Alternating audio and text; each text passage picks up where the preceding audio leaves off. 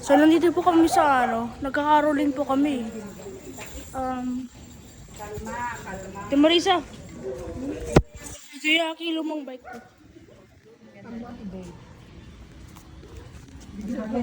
Dito sa kabilang bahay.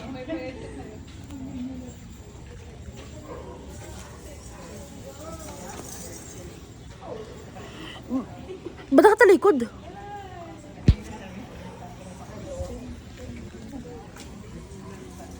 Ti, gusto mo, asan ako? Ito oh. Isa ba ka-teacher to? Wala akong load. Doon na lang sa atin. Ganun talaga pag nasa labas tayo. Ano na yun na oh. Ikayag pa haba pa yun. Ito pa yung bisikleta ko. Pwede pa ito. Pwede pa ito pang sakay. Walang ano. Ayan yung mga salarin, oh. Salarin. Ang pagduluhan niya. Maski masasira pa tong gulong eh. Kinikilo pa, kinikilo.